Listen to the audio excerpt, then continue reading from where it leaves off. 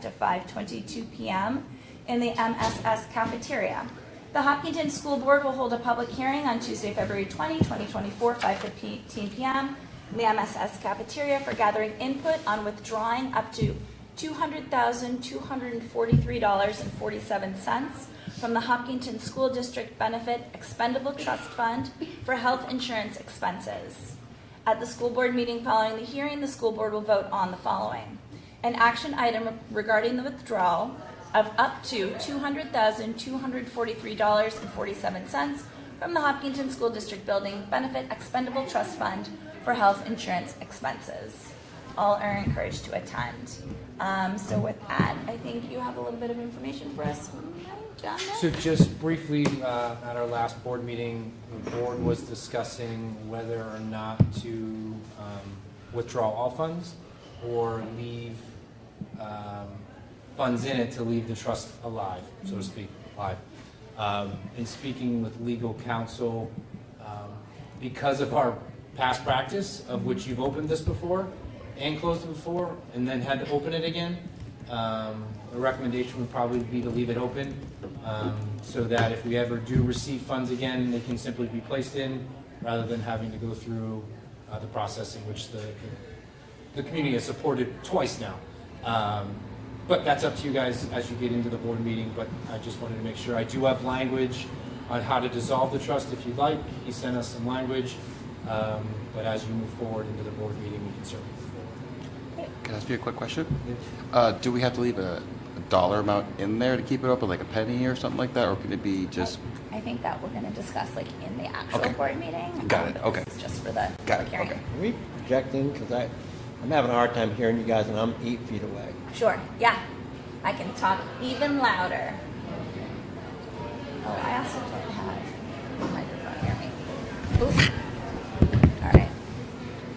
All right, so if there's anyone who's interested in speaking on this public hearing, which is again about withdrawing money from our benefit trust fund, you're welcome to come up here, and we just need your name and address for the record. And the floor is open.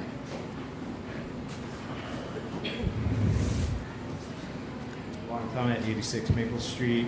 I'm absolutely in favor of doing this withdrawal and applying it to offset our tax increase. So I'm speaking in favor of this. Thank you. Okay. Any other public comment on this one? It's not as exciting. All right. So I'm going to go ahead then and close this public hearing as well. Similar to the one we just had before this, this will also be discussed. It's going to actually be discussed at the same time because it relates to our warrant articles. So those will be discussed and voted on within the school board meeting immediately following. So I'll go ahead and close that public hearing. We will be starting our school board meeting in 5 minutes at 5:30. Thank you, folks. Rob, can you not hear me either? Okay.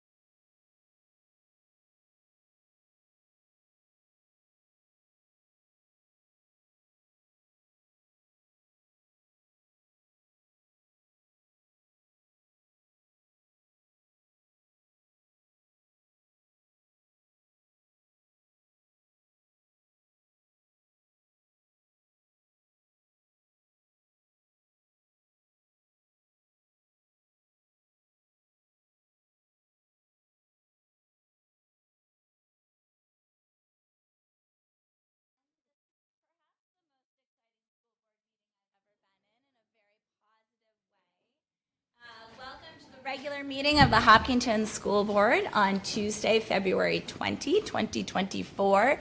We have a full audience and a full board with us this evening. So I'm joined by Rob Nato, Jim O'Brien, Norm Goupel, Dulcie LaPoma, myself, Andrea Folsom. We're also joined by Superintendent Mike Flynn, our Executive Assistant Extraordinaire Jody Condon, and our Student Representative Flo Dappas. Behind the scenes, we also have Matt Stone helping us out. So with that, we're going to go ahead and start with the Pledge of Allegiance. And middle school girls, will you start us off? You guys say it real loud so we can all hear you. 1, 2, 3. I pledge allegiance to the flag of the United States of America and to the republic for which it stands, one nation, under God, indivisible, with liberty and justice for all. Excellent. All right, so I know we have some excellent celebrations this evening. We do have to go through some of the regular boring school board stuff real quick, and then we'll get to the fun stuff very quickly, I promise. So we have one set of regular school board meeting minutes to approve from February 6, 2024. Is there a motion to approve those? Second. Okay, any discussion? Hearing none, all in favor? Aye. And opposed, motion carries. We have now gotten to our first public comment portion of the evening. We have 2 public comments with every board meeting we have. We have one in the beginning and then a second one in the end. If you do decide to come up for public comment, we ask that you give your name and address for the record, and please keep your comments to 3 minutes. Is anyone interested in making comment at this time? It's always the awkward part. No? All right. Oh, yes? We have one. Hi, Emily Gula, 169 Spring Street. I just want to thank all the teachers and coaches that are here representing all the students. We appreciate all your hard work. Great. Thank you. All right. Any other comments this evening? Okay. Hearing none, as I mentioned, I'm going to go ahead and close this public comment portion. We will have a second one towards the end of the meeting, so if something comes up and you'd like to share it with the board, you'll still have that opportunity. Moving right along, Flo, any representative comments? I know some of them might be covered today. There's definitely going to be a lot of comments from the school district, but just in terms of the high school, I think, I don't know if the Alpine teams will be presenting at some point, but they had some very impressive performances over the past few weeks. And so they did very well. Then the basketball high school boys team unfortunately lost in their quarterfinal game. Very close game. Noah has a lot more details on how close it is, but he's not here right now. The girls basketball will play in their semifinal game tomorrow in Bow at 5:30. And then Nordic States is on March 6th, and the last regular season race is Thursday. In terms of the school, we had a little Environmental Action Club trash audit, like just trying to be like these waste warriors over here a little bit. And then we're also getting ready for Winter Carnival, so there's like rehearsal for all that going on, and that'll be on Friday. Great. Excellent. Thank you. All right, school board comments. I have a brief comment, not to put a damper on the evening, which I think is going to be quite bright, but I went to Peter Spalding's calling hours this afternoon, and Peter is a longtime Hopkinton resident and member of the Executive Council for 22, 24 years. Taught his 3 kids at Hopkinton High School, and just thinking about Peter over the last few days, it's his demeanor and bipartisanship that he brought to the state of New Hampshire would be a good model for all of us to sort of think about and reflect on as we kind of go about our business. So thank you for his years and time and the way that he carried himself. That's it. Thank you. It's celebratory in a way. Awesome. I'm excited students are here. I know. Yeah, I'm all set. I'm also holding my comments because I think they'll be spoken for. So with that, we are ready for our current business. Yeah, so Got a lot. this makes me excited what we're going to do first. Mr. Kelly's going to come and speak about one of our staff members and an award that she has won. And I couldn't have happened in a better, fuller room for Ms. Sintros. So I'm excited for Mr. Kelly to introduce. Yeah, this is a real honor for me to speak on Mrs. Central's behalf. Every year, the New Hampshire State Daughters of the American Revolution nominate an outstanding teacher in American history. And we know that Mrs. Centros, who is now our department chair for the Social Studies Department, has been with us for almost as long as I've been in the district. So maybe 16, 17 years now, has certainly left her mark on education in Hopkinton. And this award is an award that is given out to an outstanding history teacher. And this contest goes out to any full-time teacher of history in the related fields such as social studies, government, citizenship education, in the public, private, and parochial school setting, through grades 5 through 12. These teachers have demonstrated excellence in sharing their knowledge of American history, demonstrating a commitment to their students, fostering a spirit of patriotism, and loyal support of our country, relating history to modern life and events, and requiring their students high academic standards at all times. Mrs. Sintros has demonstrated a commitment to her profession, to the Hopkinton School District, and to her students by teaching in our social studies department in ways that are not just interesting and accessible, but also engaging and relevant. And I think if we think back to some of the field trips that she continues to do and has done in the past with organizing, I don't know how many trips now to Washington D.C. over the years, but to the Kennedy Institute and seeing our students go down there and the work that they do down there, and having people like Mr. Aframe come in and work with those students as they prepare for mock trials and things. These are all relevant experiences that happen outside the classroom, because I'm also a believer that education doesn't just happen in our classrooms. It happens outside, and what we can do for our students to connect into real-world experiences. So very proud of the work that she does and continues to do. I've told our basketball team that this counts as one of their civics. I don't know where she is. She's right behind you. As you know, she also has her students come and observe these meetings or other public meetings here in town. So I just want to acknowledge the hard work that she's done. This is a very, very deserving award, and I'm honored to be recognized.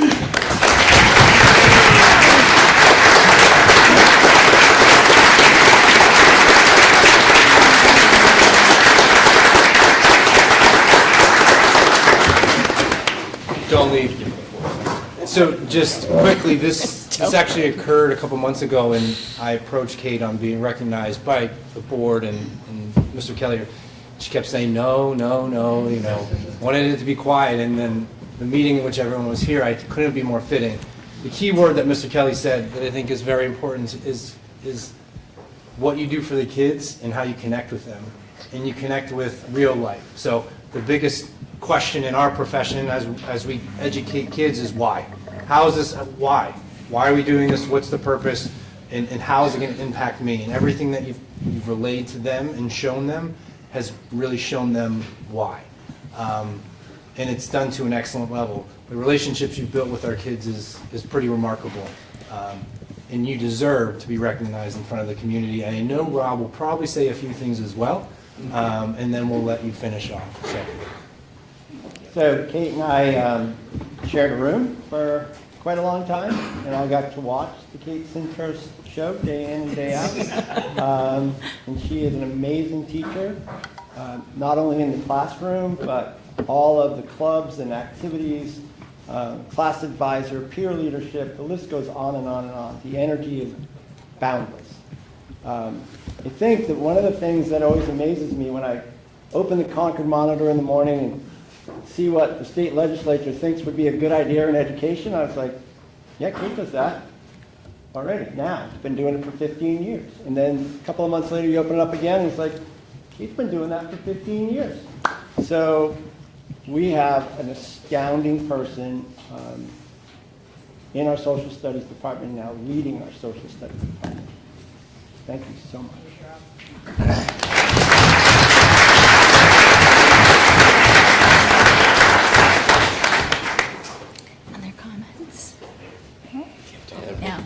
just want to thank you as well. I know that my children are only just getting up to the middle and high school level, but you, beyond the work that you do as a social studies just expert and instructor for our students and families, just having someone like you who is so welcoming, so willing to put yourself out there and connect with parents at every grade. You know, I know as an upcoming rising parent, it makes a huge difference. And so I'm excited for my kids to take social studies with you.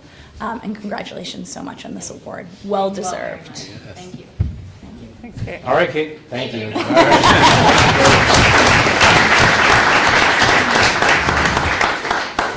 With that, Mr. Kelly is going to come back up. You can run the meeting. I'll go home. Oh, I have another basketball.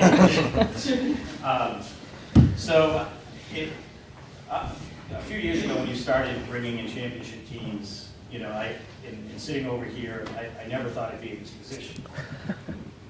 And they know how excited I get during games and fist pumps and all that stuff. I've been doing this a long time. And to have the opportunity to work with kids, again, in this fashion, in our school, to be on the court, again, in our school, with the tradition that sports has in our town, was really special for me for a lot of different reasons. And I took a year off from coaching. I've been coaching for a long time. For a lot of different reasons. I just needed a break. I wanted to watch my own daughter. So when Mr. Reserve asked me if I'd be interested, I took some time to think about it because I know it's a time commitment. Not knowing what I'd be getting into if I said yes.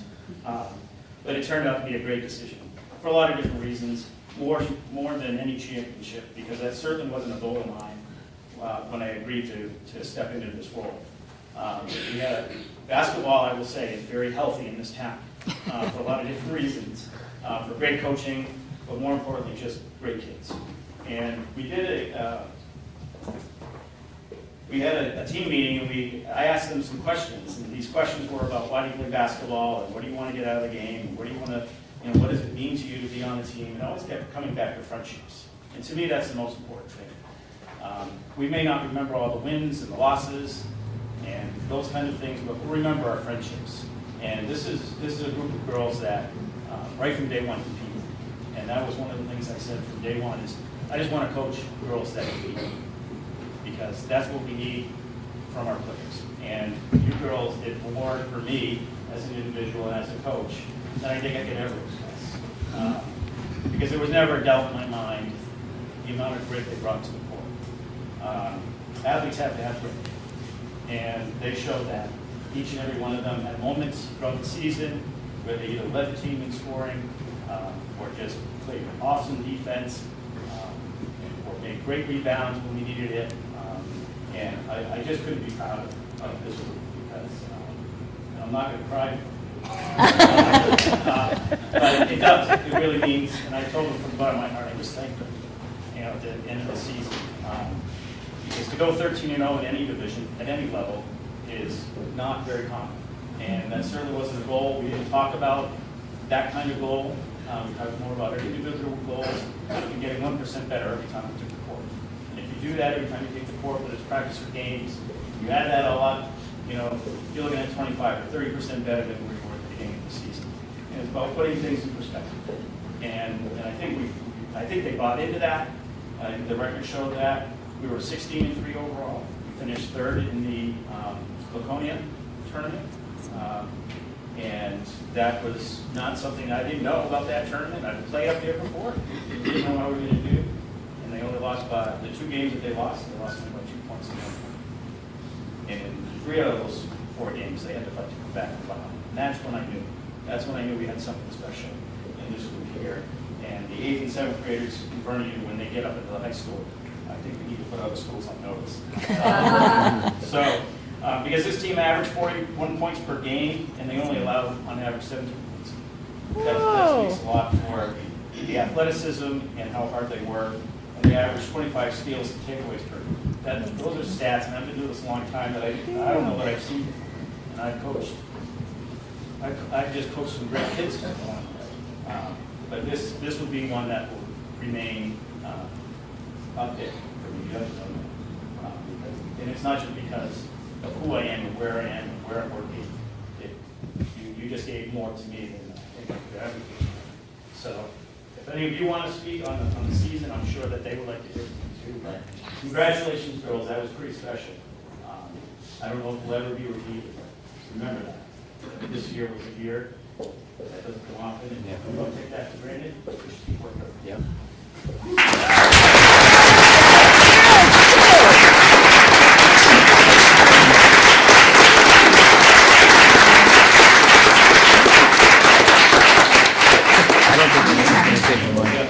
Would any of you like to make any remarks? Any team captain or anything? You don't have to. Yes, come on up. I love it.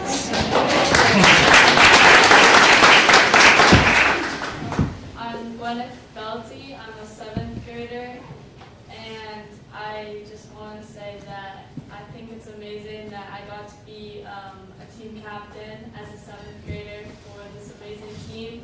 I love working with my other team captain, Caroline, and I think it's amazing that we had such a great season, and I can't wait to see what we do next year.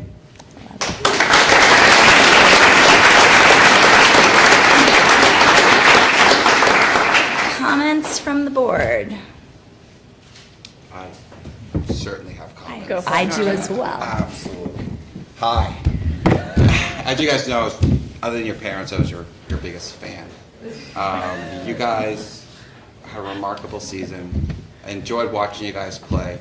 But there's a couple things in the season that stood out for me as a parent and as a board member. And for me, the first thing that you represent the town of Hopkinton really well. And to me, the most important thing is that you had great sportsmanship. You guys were a really good team in which you guys could have racked up double the points that Chris mentioned. You guys handled yourself on the court really well, which was great to see. And, you know, when there was controversy, you guys handled it really well. The other thing that I was really happy to see is the boys. They came in second place, and they were close to winning the championship, but they lost it. You guys rallied at the end and did a little thank you tunnel for them coming out of the locker room. And that went a long way for them. You know, after losing the championship game, to see you guys support them at the end of that went a long way. And I just wanted to say, as a parent, I appreciated that, and it was really great to see from all 12 of you. And I wish you guys nothing but the best going into freshman year and into 8th grade next year on the middle school team. Thank you for being here. Congratulations. And similarly, I'll keep my comments short. I know just about every single one of you. I've watched you guys play since you were very small in HISA, and watching your teamwork and your tenacity and your skills on the court, especially at that championship game, which we were there rooting you on, was fantastic. It's really, really fun to watch you guys play. I can tell you have a good time, and the way that you guys work together, it's just great. So I'm so happy and proud for you guys, and I hope you are too. So thank you. And please stay. We have one more presentation, and then we have to take pictures, and then we'll get on to the boring stuff. Really quick, I've heard about you all year long, from the moment from Norm to Chris. But really quick, when Chris came and sat with me to talk about if he wanted to do this, we had a discussion about big check, little check, right? So big check's principal, little check is coaching, and he had to understand what time and effort goes into this versus time and effort of what he's doing from the minute he wakes up till the end of the day. I'm telling you, I've never seen him more invested in a little check in my life. The time and effort that he put in on his extra time and his extra hours, he full investment in you ladies, and it's a really big compliment, man, for the time and effort it takes to be a principal of a middle and a high school, and then after you're done, go and bring energy to a team. It's very well done. So nice work, Chris. Very done. Everybody loves you. All right. Congratulations. Now We have one more. for our trifecta. Yeah. I feel like you can do the intro on this one.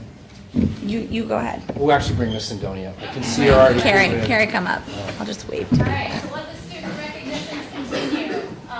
As you can see, I have many of my students here, so it's my honor to introduce the Waste Warriors of Maple Street School. One of our core values is sustainability, And this group of 4th, 5th, and 6th graders works daily on various activities such as recycling and composting, and they are going to tell you all about it. So we do have some speakers here. We've practiced a few times, and we have some, they're going to be in the back supporting. So come on over, line up the way we practiced today.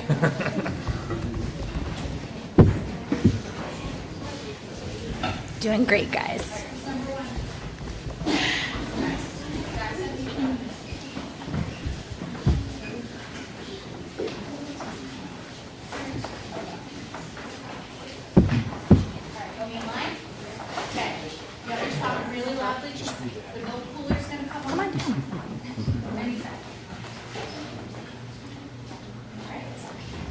Why we reduce? It's not going to amplify your talk really loud, okay? Reducing our carbon footprint helps to save energy, puts less waste into our landfill, allows products to be used to their fullest potential, saves money, and reduces greenhouse gas emissions that contribute to climate change. Did you know that public schools in the United States produce over 14,500 tons of waste every day? Even though we are a small school compared to most, we still produce a lot of waste. We can make a difference even through small actions. We turn off the lights and unplug some electronics when we not in use.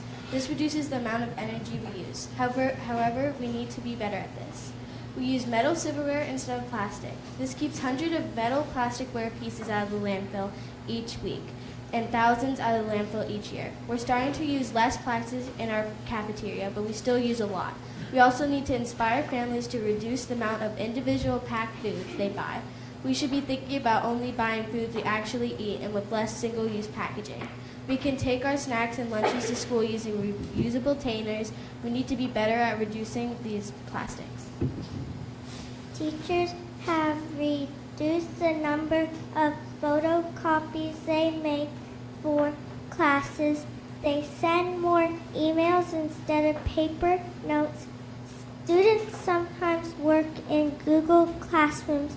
This saves thousands of pages of paper from being used. We reduce food waste by putting our unopened, uneaten food on the cart in the cafeteria for others to enjoy.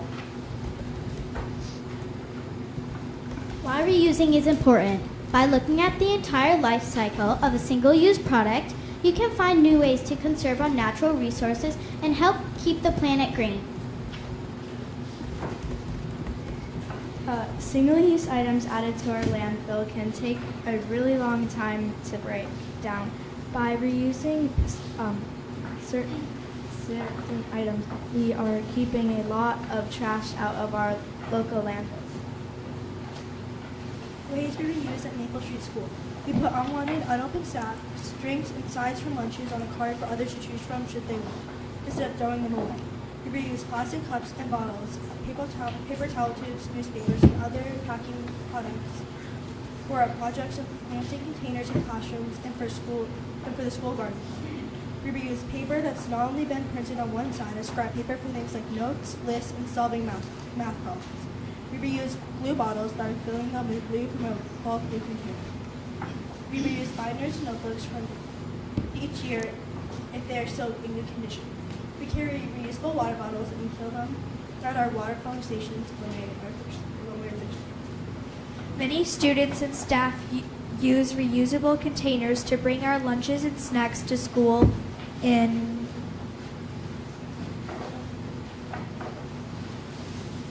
The office reuses their envelopes when mailing important papers to different buildings in the district.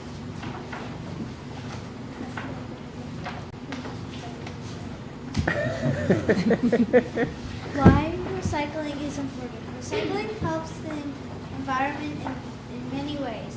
It takes less energy to process recycled materials than it does to process raw materials into new products. The results in less greenhouse gas emissions the factories and industrial plants.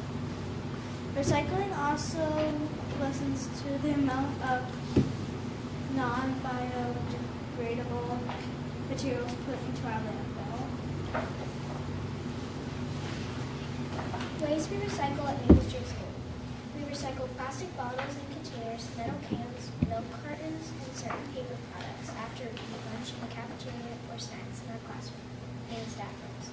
We keep recycling bins in each classroom and staff rooms and recycling paper litter. We break down and recycle cardboard boxes that arrive in the school. We recycle our expo markers and coloring markers. Ms. Emerson helps us do this. Did you know we recycled an average of 10,800 pounds of materials in the last 3 years, just from lunches eaten in the cafeteria alone? We also recycle plant clippings and leaves raked up in the fall and mix them up with food waste from our cafeteria, which brings us to the composting process. Composting organic material like fruits and vegetables is an important part of helping our environment.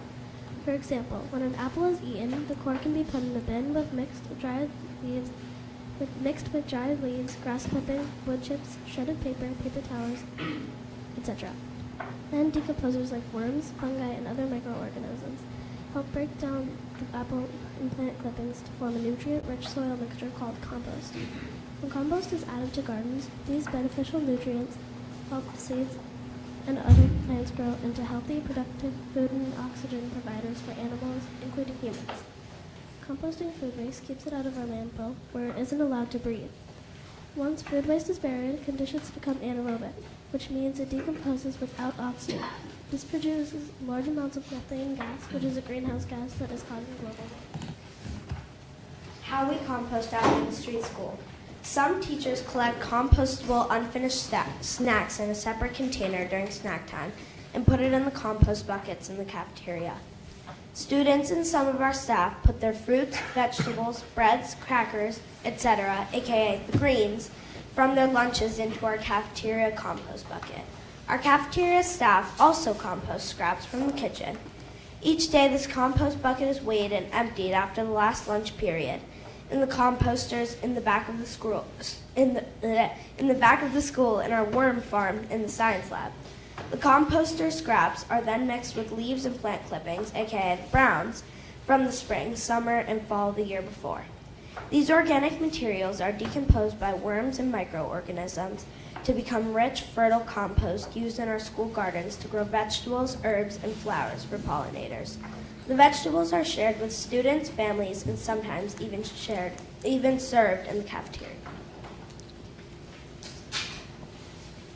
Did you know that we've saved an average of 8,400 pounds of food waste from the landfill since our composting program started at Maple Street? We turn it all into compost for our school gardens, and it's really pretty easy. The students at HMHS are composting too, and we hope more families in our community will try composting at home. Thank you, passing. Anyone else? Is that it? Do we have more?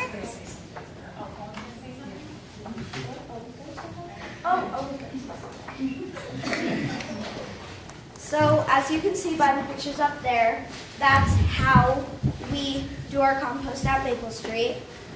We have like 7 or 8 barrels in the back of the school, and we just dump the compost into them.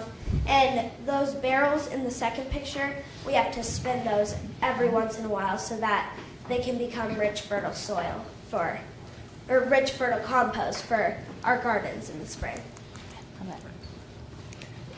Amazing. Well done.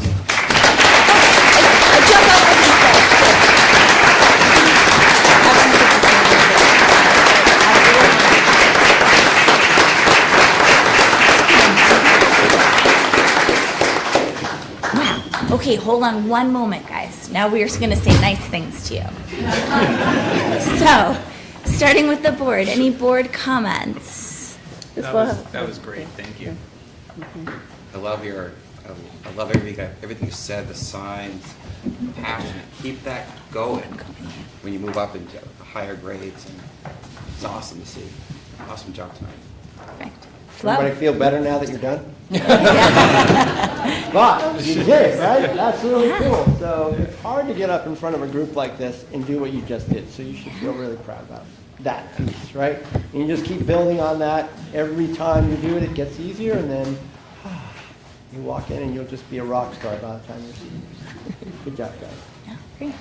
Yeah, you guys are so inspiring. We're trying to do all of the stuff at the high school, but I can say that we are not near where you guys are.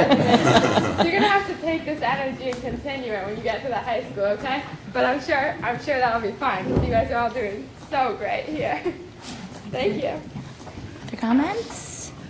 No? You know, I always talk about whoever we bring here, whether it was the theater, whether it's an athletic team, robotics, we've seen a gauntlet. And the key that I always talk about is the time and effort that people put into what they're passionate about. And the time and effort that you're spending during school day, after school day, helping out not only just within the school, but as Flo said, setting a new standard for the people to follow you, and then what you can bring up to the high school. To get boring on you, there is an energy action committee that you can join at the board level as you get older, but great job. You guys are awesome. Very well done. And I just wanted to compliment you. I don't only do school board, so I actually do recycling and composting education. And everything that you guys shared was so on point, and I love your signs. You could just come do my job for me. Also, do you do this by yourself, or do you have a teacher or two who helps you? What's her name? What's her name? What's her name? There she is. I just want to acknowledge Amy Roth as well for just bringing this and keeping this momentum at Maple Street School. You guys you're killing it. You're doing such a great job. You're such strong warriors, and I really appreciate you coming and sharing all of your information and your cool presentation with us tonight. Really appreciate it. So applause for Ms. Roth as well.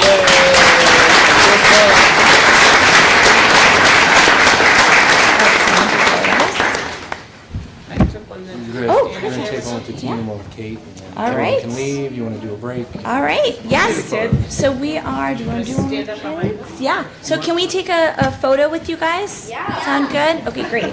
I love that.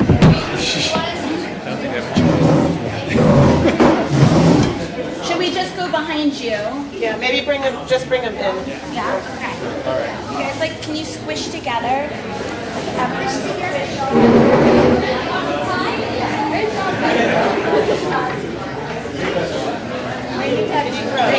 Yeah, have them come on. Yeah, we're gonna have them come in a little bit. Scooch in a little, honey. You guys want to kneel? Can they kneel? Sure. You guys want to kneel in the front? There you go. Maybe move down just a smidge more. All right, there you go. We got all these. There we go. All right, everybody looking up here. 3, 2, 1. Smile. Good. Basketball.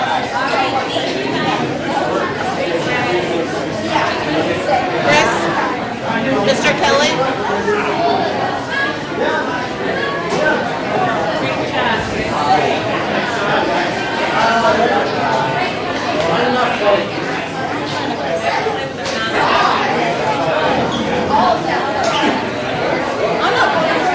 Mr. Kelly, you guys didn't bring your trophy?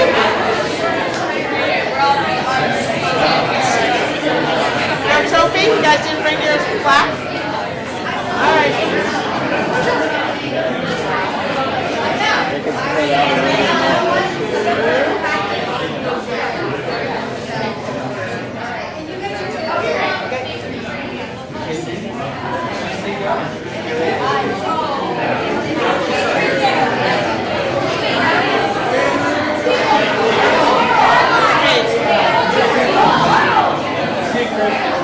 Where's Miss Centros?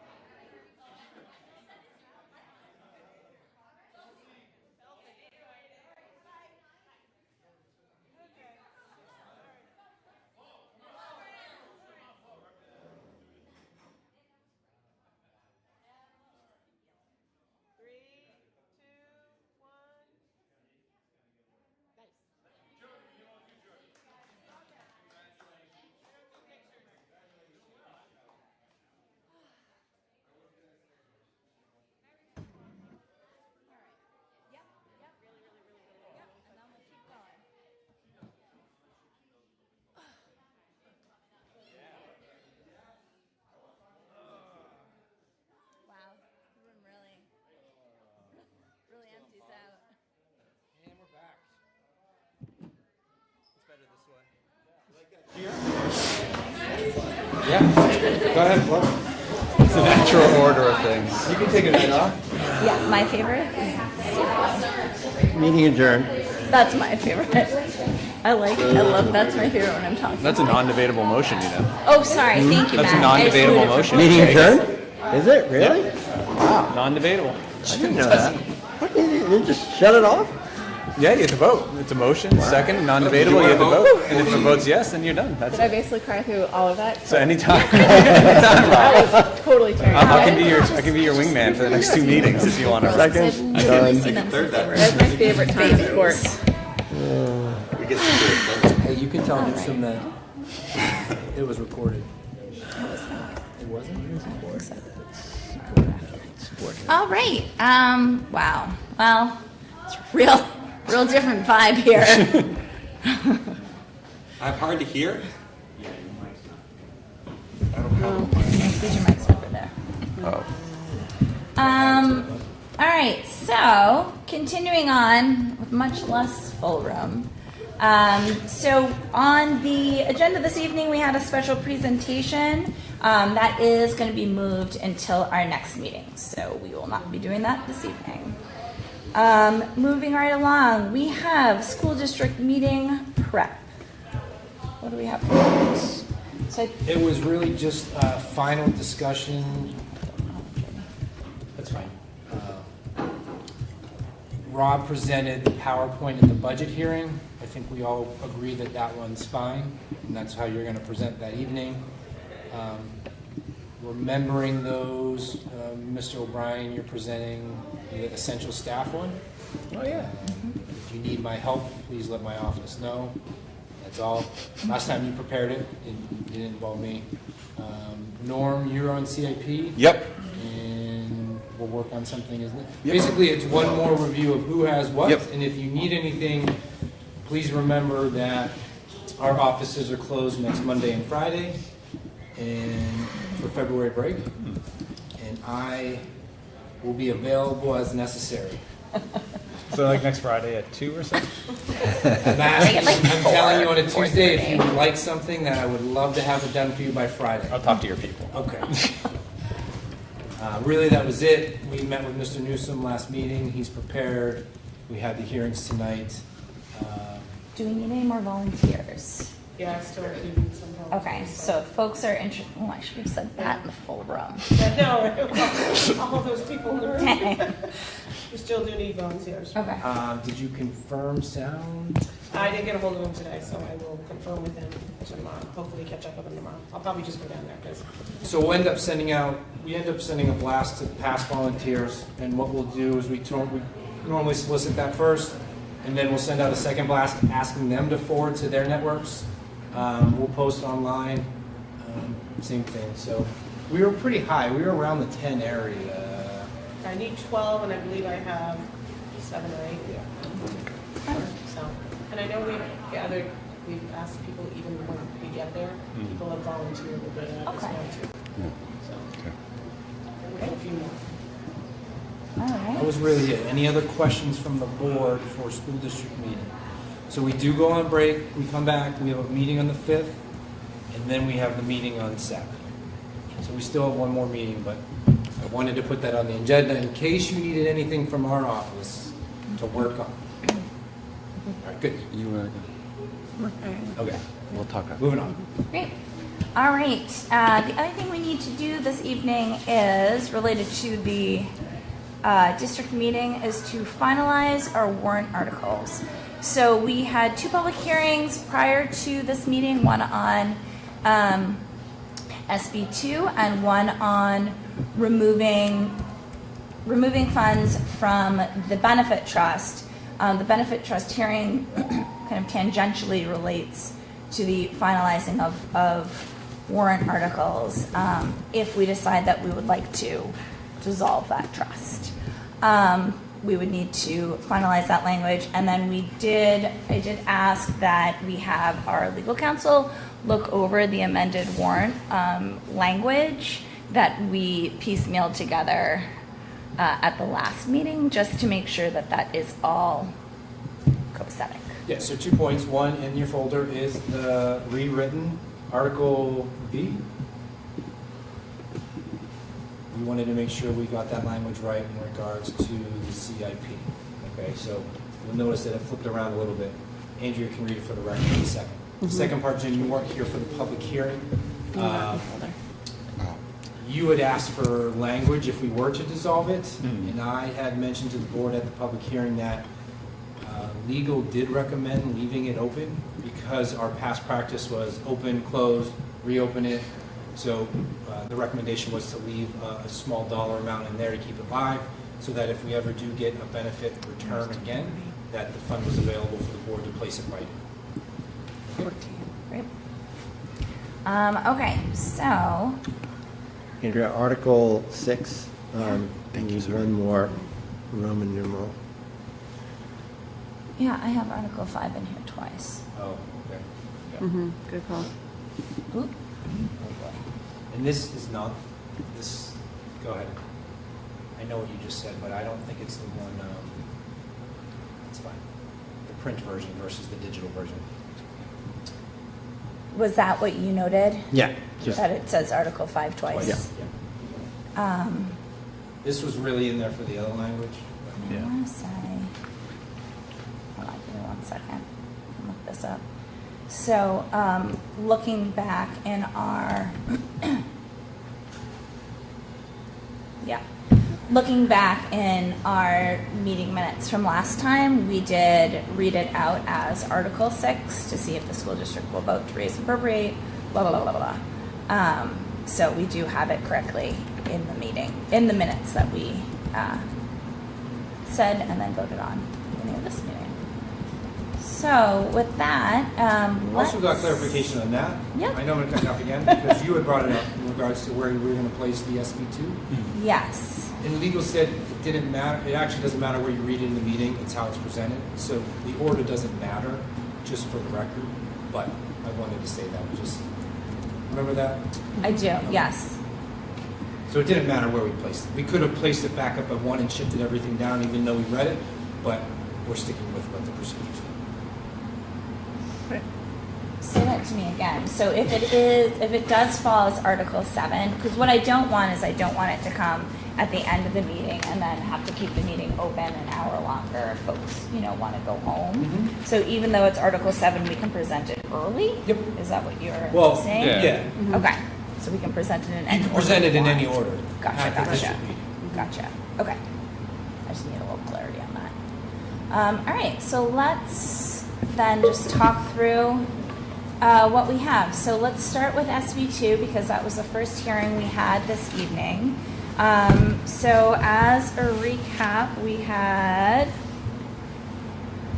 8 folks stand and give their weigh in on it. Many folks in support, someone against as well. We also have public comments in the public folder, both in support and opposition.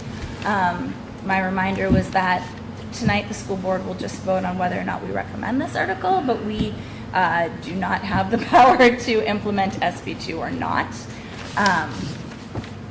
So this is just kind of a formality. It will be on.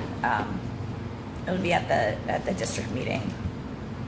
And So- we slice it. So the rule, if we're going to follow the rules, is to read the article, second it, and then open for discussion. And then go from there. Because this one we did not vote. Yep. Are we voting to recommend like we do at budget committee? Same kind of deal? Yeah, yep, we're just voting on whether or not we recommend the article. So I will go ahead, open it, read the article, and then, so we have it listed as Article 7. Shall the Hopkinton School District adopt the provisions of RSA 40:13, known as SB2, to allow official ballot voting on all issues before the Hopkinton School District? This is a petition article. 3/5 majority ballot vote required. So moved. Okay. Second. Okay, there's a motion and second. Any discussion on this one? A lot goes through my head when I think about this. I mean, I hear what a lot of folks said during the meeting about people's ability to get to vote, and we saw what happened during COVID where voting went up. On the other side, when people talked about when it was reversed in Chichester, so my first question is, why would it be reversed in Chichester? Then a flurry of questions about the amount of people that come to deliberative sessions. That is my biggest concern. It seems as I read the monitor, that deliberative sessions are lightly attended, which can lead to a lot of folks controlling or changing warrant articles. And then, mea culpa, I've been the uninformed voter. I've been to both school district meeting and to town meeting and pick up the warrants and maybe listen to Jim post something and going, this is the first time because I'm not dialed in because I'm busy with my life. And if it wasn't town meeting or school district meeting, I wouldn't have the opportunity to listen to folks talk about it, both from a board's perspective and from voters' perspective. And, even in that short amount of time, it's instructive to me. But if I were to show up to vote, kind of like I do on zoning amendments, which are, as you all know, can be a bit obtuse, I rely on what the zoning board, what the planning board recommends, because I'm assuming that those people that we represented know, and I more often than not will go along with what their recommendation is. It doesn't make me informed, and that's not right, and that's on me. So that's my concern, is that, the same concerns that people have about school district meeting are now going to be applied to the deliberative session, because those two things will be one and the same. So if people don't want to come and sit through school district meeting or can't make it, then the same arguments will be made for deliberative sessions, and that concerns me, that people vote without, I know Lauren's in the audience, and not everybody comes to every meeting and is dialed into everything, If that were true, then yeah, sure, let's give this a go. But it's not true. Oftentimes it is the first time people are hearing it. So for those reasons, I am not in support of SB2 at this time. I don't know, since I've been on boards, this is probably like the 7th or 8th time that an SB2 conversation has come, and I voted no every time, and I will vote no again here. And what I take from a lot of the comments that we made is people really want to have this put in front of the voters, for the voters to discuss and debate and decide, which is their right, which is I'm glad the petition came forward, so I'm supportive of it being on the ballot and to have that conversation.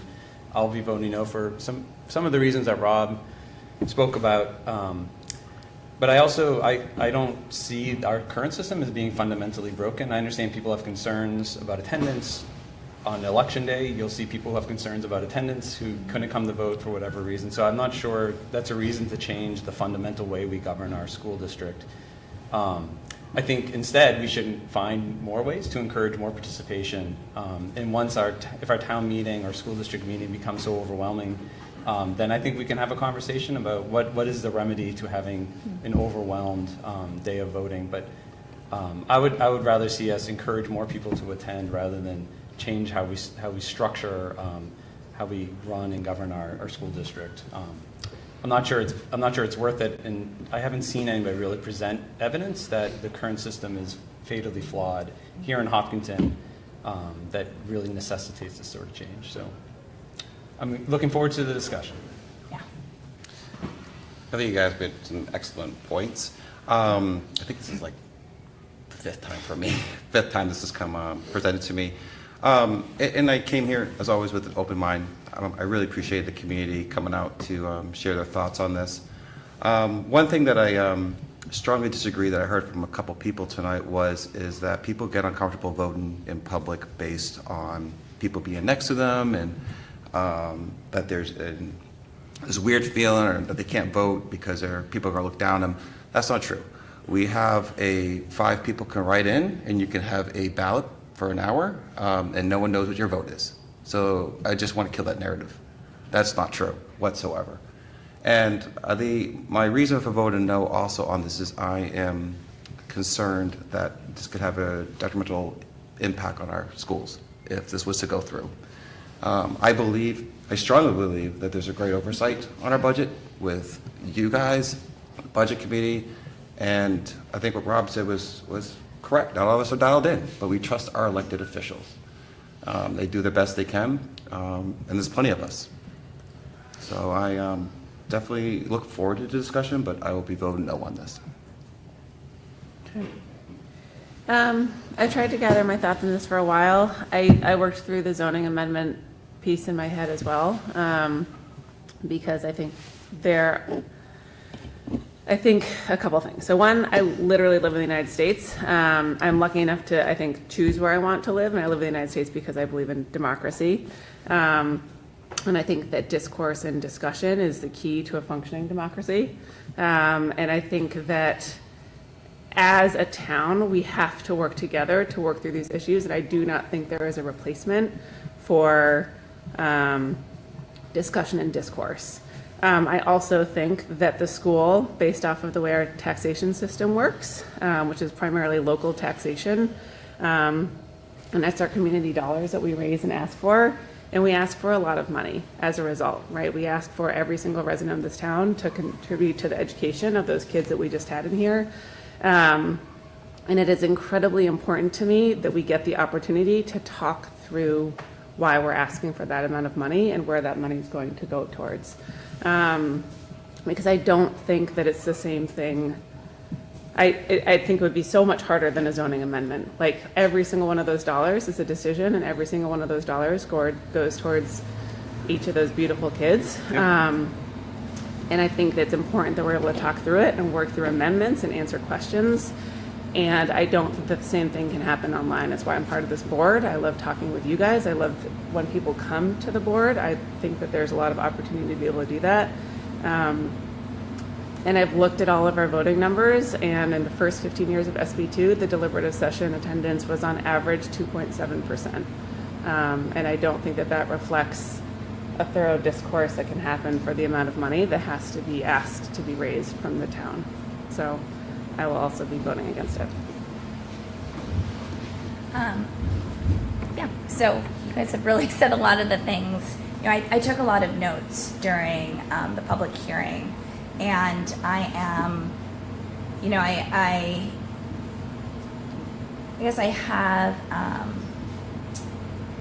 empathy for how difficult it is to attend our public meetings.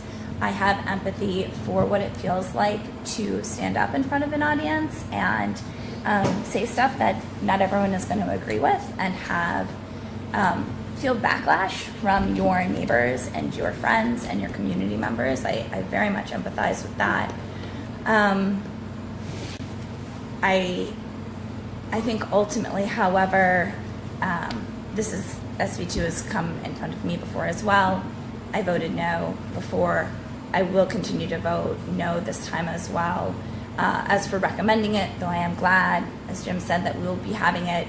You know, I've said it a couple times tonight, it's not up to us, it is up to the voters of Hopkinton as far as whether or not this will be something. And I, as an individual voter on a board, do not get the benefit of privacy. I get to say my vote out loud right now in front of everybody. But I really believe in the ability for us all to get together and work through what budget we want together. Deliberative sessions, while we've seen a lot, we've had many years, decades really, since '95 of SB2 being a thing, we have seen that yes, voter turnout has increased, and yes, the deliberative session participation is really small. It is smaller than town meetings. I think the mechanisms are also different. This is not like COVID voting. That's not what SB2 is. It allows in a deliberative session to have whoever shows up really vote on what will be put in front of the voters. So it's not the board putting something in front of the voters and voters working through it. It has already been sort of decided for you.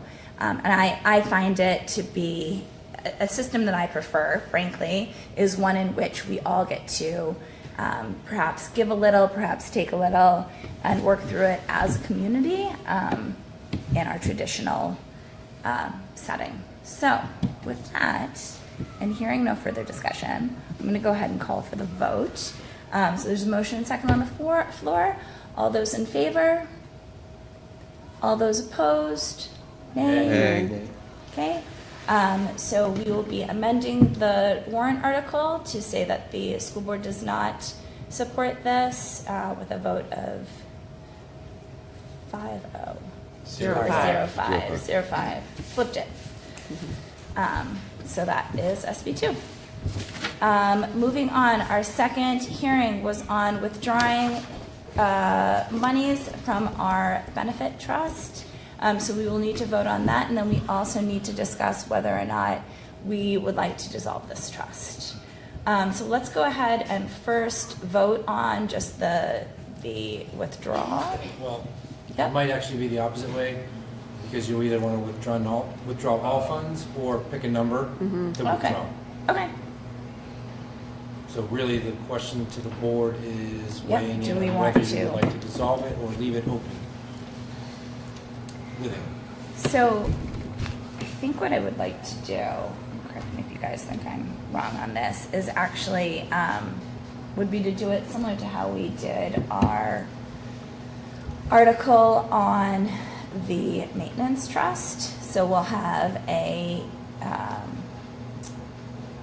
motion on the floor, and then we can discuss it, and then we can amend it. Does that sound like a plan? Okay. Yeah. All right. Can you explain to me what you mean on school district meeting day? I missed what you said. On school district meeting day? No. We'll do it right now. Okay. So just so that we'll have a motion and second on the Okay. floor, and then we can discuss it. We can amend it and figure out how exactly we would like it to be, and then like what further action we would like to take. Does that make sense, or should we just talk about it? So you can make a motion to withdraw up to $243,000. Someone moves it forward, then you open it for discussion and pick a number, and then it'll kind of lead to yes. Nailed it. All right. So I'm looking for a motion to withdraw up to $200,243.47 from the Hopkinton School District Benefit Expendable Trust Fund for health insurance expenses. So moved. Second. Need a second. Great. Excellent. On to discussion. I'd like to make an amendment. Wait, do we want to amend or shall we discuss? Oh, okay. I was going to Yeah. say. So I'm in favor of keeping it open, which I know that Jimmy had brought up sort of like the accounting carryover, but I think given that we have had started the trust, closed the trust, started the trust, and given that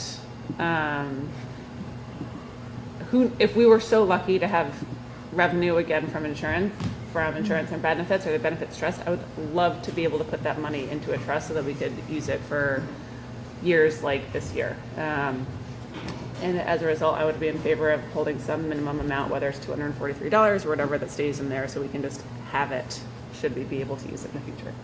Okay. Did we get language? I know you said you talked to the attorney. Okay. Sorry. I don't see it. Yeah, I didn't see it in the notes. I assume it's not very complicated. It is not, but let me pull it up. You'd think we would remember this because we've done it before. I think I would have got You would think.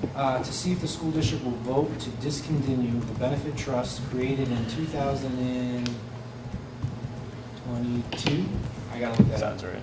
Said funds with accumulated interest to date of withdrawal are to be transferred to the general fund, majority vote required. And then you put the balance. Thank you. Yep. Did you have more? No, I guess I still think I'm indifferent. I think discontinuing it would be great, because I'm not sure there's a reason to keep it open, but if our attorneys think that's the best course of action, then who am I to disagree with an attorney? So I'm fine. Lots of people can disagree with an attorney. So, I'm going to talk in my line of work. So, like when you deactivate something, it activates something, and then you have to reopen it up again. You got to go back, use a password, bring it back. Kind of like, it's like going back to taxpayers. Let's say this happens again. We have to go back to taxpayers and ask them to create another trust if this happened again. I like the idea of keeping some money in it because we don't know what's going to happen 4 or 5 years from now. It gives us, the board, an opportunity to use that for any reason if we get some money back, if we want to be able to put money in there for some anticipated reason that potentially down the road we might need to use. I'm just concerned if we close it out, we might struggle to implement it if we need to implement it with the way we did it before.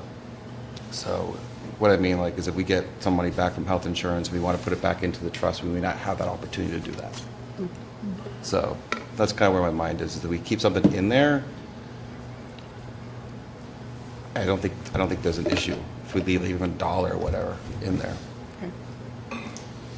My only counter argument that I don't feel too strongly about is if you get that what we did last time, then you can go to the voters, talk to them about it, and then get them. Otherwise, it's the board making the unilateral decision. It's a good point. So if we get it, it is a good point. I don't know if it should weigh on one side or the other. But sometimes going through the process, even though it might be a hindrance, is actually a benefit because you have to have the conversation, present what happened. Because we opened it up because we had a one-time return from the health insurance. And we, as a board, said instead of just rolling into his revenue, into our budget, we wanted to make it very clear as a line item that this is money that we return from the health trust, that some capacity we could use in future budgeting process. So if the town approved it last time, and that happens again, we would still be following what the town has asked us to do, put it into a trust, and keep it in there for future budgeting process. Or maybe the town will say no, I'd rather have it as revenue. Right? It's possible, yeah. I am fine with leaving it open. I would prefer a hard number of saying we're going to take out $200,000 just for clarity with everything that's already been presented to the budget committee, and I just think that's a cleaner number. I don't disagree with Jim. I think that if we hadn't found out that this was a no-no, we would have just taken the $200,000 and it would remain open.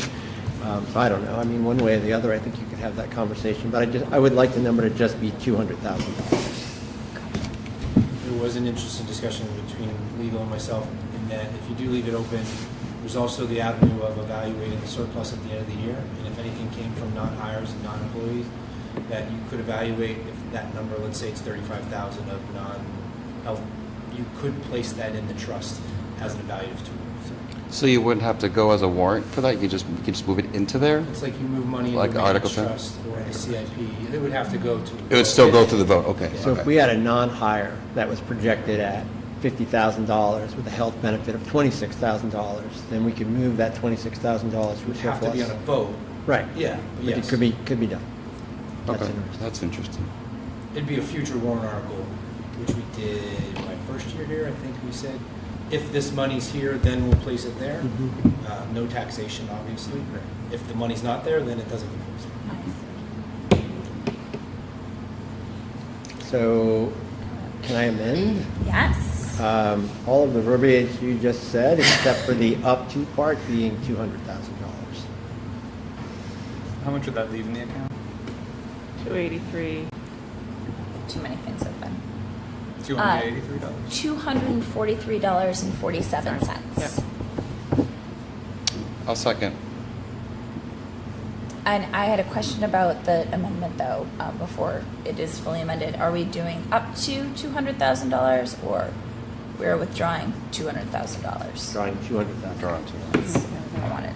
That's why I wanted to ask about it. Are we? About that? All right. So there is a motion to amend the warrant. I mean, It's not a warrant. It's not So a just- warrant. Amend the withdrawal. Sorry, to $200,000 exactly. So why are we doing it for $200,000 and not for 282, whatever? 243. Thank you. 2,243. I think that just in what's been presented to the budget committee previously and all of the discussions we've had, the number has been $200,000. And I think we're also going to need to explain to voters that it's not going to be coming from this, but it's going to be, and I still had that little slash in my presentation, that the fund balance number will be rising, and that is why. So it just, to me, it's just cleaner with what we've already discussed. But my understanding, this will go into our revenue, and then we will then transfer from end of year surplus to the next year's budget. So the 243 doesn't need to travel with the 200,000, if that makes sense. Because the 243 can still remain in our fund surplus or fund balance, and we're still just moving 200,000 forward. And so then we're just gonna have an account with $240 left in it. So I think if we kept the dollar in it, we could still accomplish everything you say, because it's not a one-for-one transfer, if That's that makes fine. sense. If you want to leave $1 in it, I'm fine with leaving $1 in it. So we would take out $200,242.47, leaving $1 in the. I think we can accomplish what Rob wants to by doing that, Right. because we can still take the 200, they don't have to change any of the budget documents for Right. next year. Yeah. Does that sound good? So long as I can articulate that we're transferring $200,000 from the benefit trust to use as revenue this year. 100%. That's Yours does not Agreed. change. That's right. This is a separate vote from what you're discussing. Okay. Agreed. But All you right. have to now withdraw your motion. I withdraw my motion. Norris is our second. Do you withdraw your second? Oh, come Not on. sure, yes, I will. I'll withdraw You're a all second. right. Okay, so to reiterate, the motion still stands that we're withdrawing up to $200,243.47. Is there any desire to amend No, this? we're withdrawing $242.47. So it's been amended. No, someone needs to make a new motion. Someone needs to. I'll make that amendment. Oh, got it. Thank you. Thank That's you, what I was thank you, looking for. thank you. I'll second. All right, great. So it is a motion and second to amend it to say that we are withdrawing up to $200,242.47 from the Hopkinton School District Benefit Expendable Trust Fund for health insurance expenses. Yes. It does say for health insurance expenses, so that additional $242.47 will need to be earmarked for health insurance expenses. Yep. We got a lot of them, so that'll be easy, Yeah. frankly. All right, great. Any further discussion on that?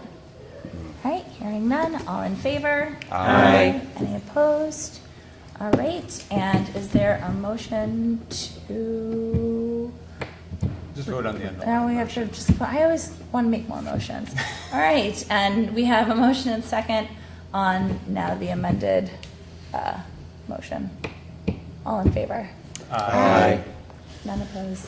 All right, so we will be withdrawing up to $200,242.47 from the Hopkinton School District Benefit Expendable Trust Fund for health insurance purposes or expenses. We'll be leaving based on what I've heard tonight, we will leave the Hopkinton School District Benefit Expendable Trust Fund open and funded at $1 for the 2024-2025 school year.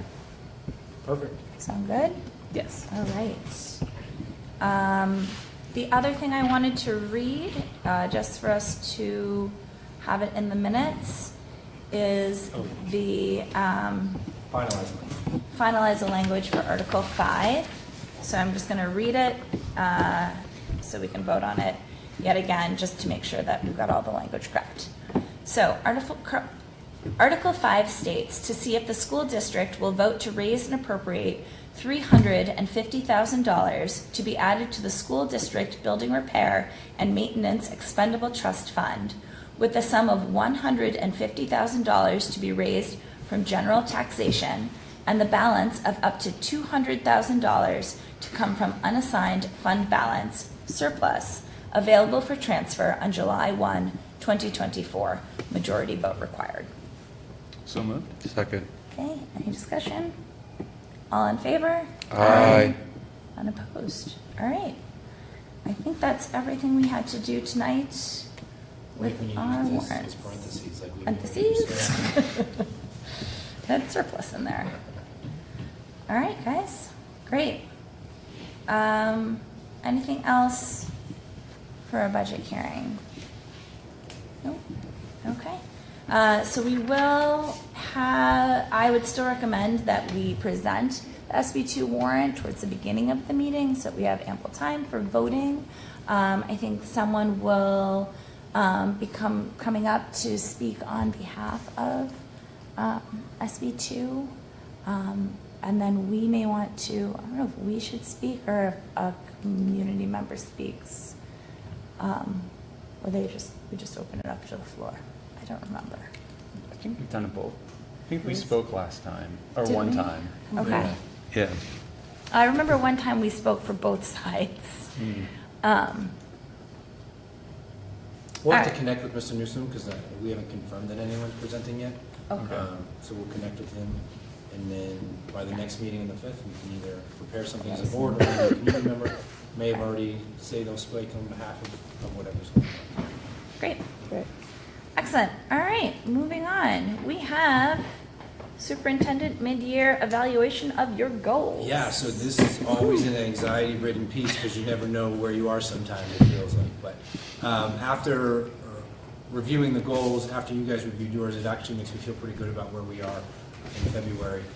I'm going to try and just cover large areas. If you guys have more questions, I said I would do this verbally. A lot of you are part of the work, so I was just going to kind of hit a couple of them. Under curriculum and assessment, one of the things is complete a review of report cards pre-K through 6.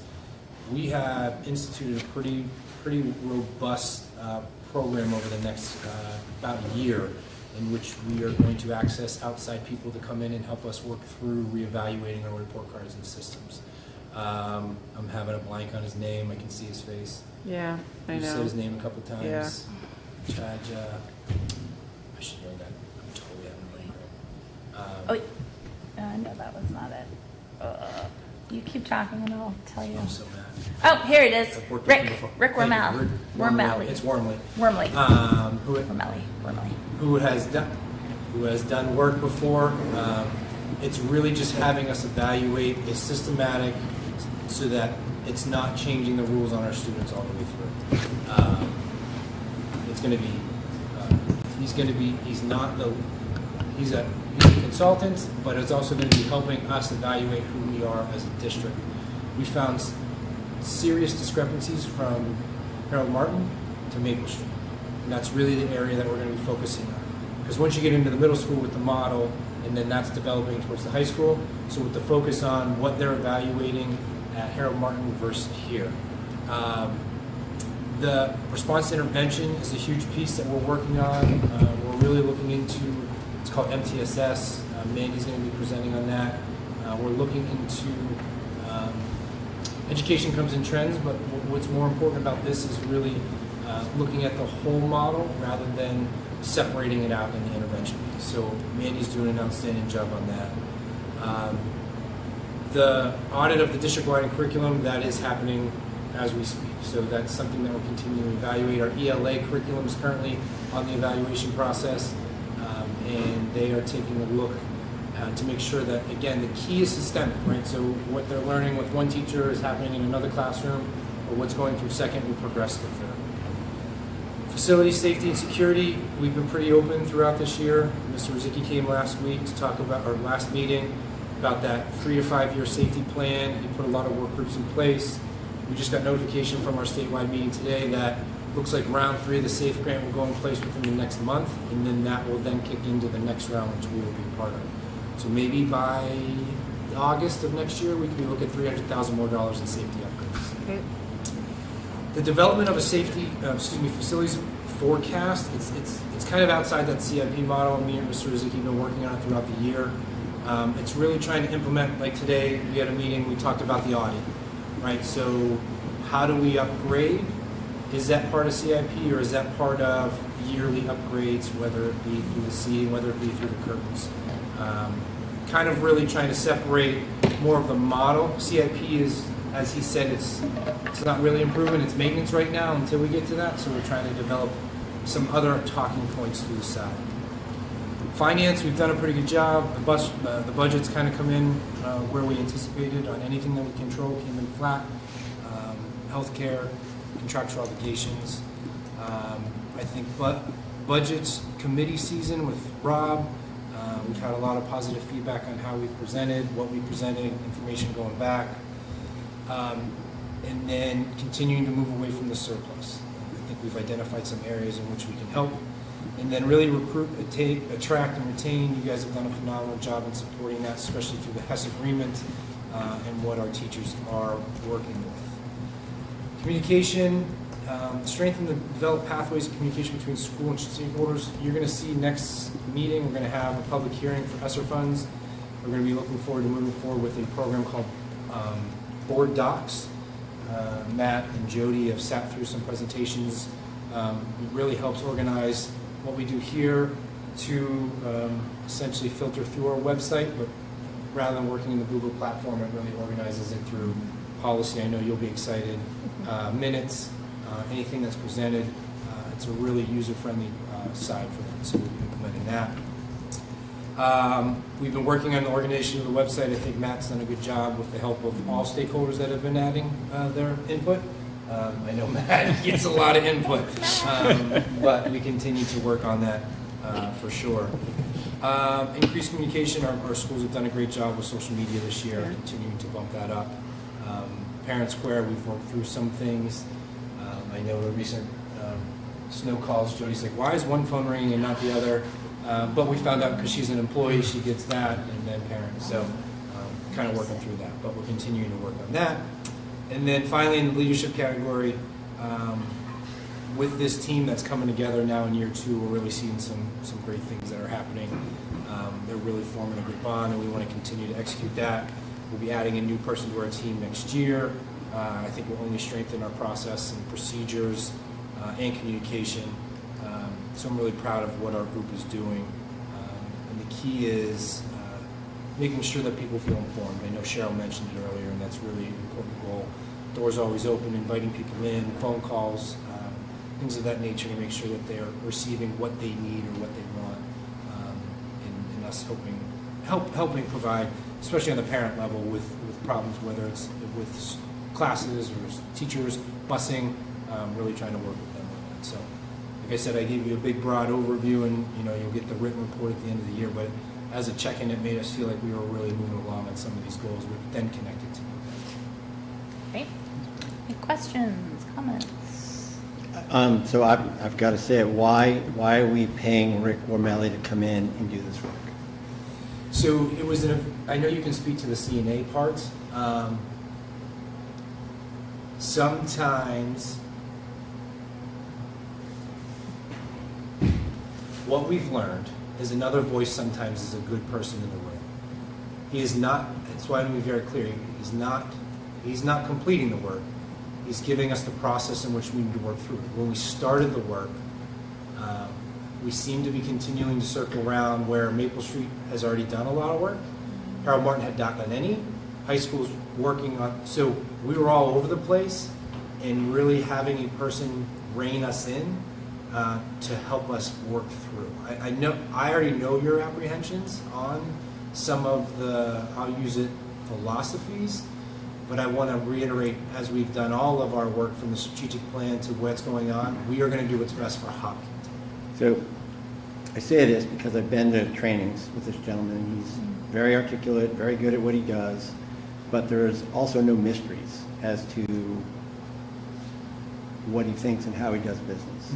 So I guess I just don't really understand why we're not looking at his previous work and using that, and using our own internal people to do this, versus paying him to be that extra eye. I mean, I think we have enough eyes on this. I also don't think it's, I don't think it's a good use of resources. I'll just leave it at that. Do you want to bring any CNA perspective at this point? I mean, I think it was basically from the CNA committee, at least, and then the teachers that were on there, it really was folks sort of feeling a little all over the place, and this was something that they could kind of not point to, but like this was one person that they could focus on. So that was the thinking behind it and why it had been moved forward. But How often you guys have been using him? Is it a one-time meeting or is it an ongoing process? so we've not, the CNA committee has not met with him at all yet. It wouldn't, and he wouldn't be coming in to work with the curriculum assessment committee. He'd be specifically coming in to work with the teachers. It would also be an open, like a more open PD day, so that other districts can also send their teachers Okay. to the training as well, to offset the cost Okay. of bringing him in, was the other kind of the model that was being presented. Okay. So that it would have minimal to no cost to the Hopkinton School District. Okay. If we're able to sort of spread that among other districts as well. We Okay. wanted to hear him. And I guess he came in like 8 years ago. I seem to remember we might have gone to Hillsborough where the presentations were. Yeah, and people spoke really favorably. He was at Bow, okay. Folks No, on that's the, okay. Folks on CNA committee spoke really highly of him and were, Yeah, and I don't disagree that, you know, he's a gifted person in what he does. I do disagree that he hasn't already written and clearly stated what ought to be done in some process somewhere. So I'm pretty sure that we have the ability to read those things and to draw from that on our own without paying him to come and do it again. You know, there's a cookbook out there, and it's his cookbook, and all we need to do is read it. And then we have people in place. We've hired a person specifically for these tasks to do that, so they could do that. That's part of the reason why you have those roles. So, yeah, I just don't see it. so that's some information for you to take back. Yeah.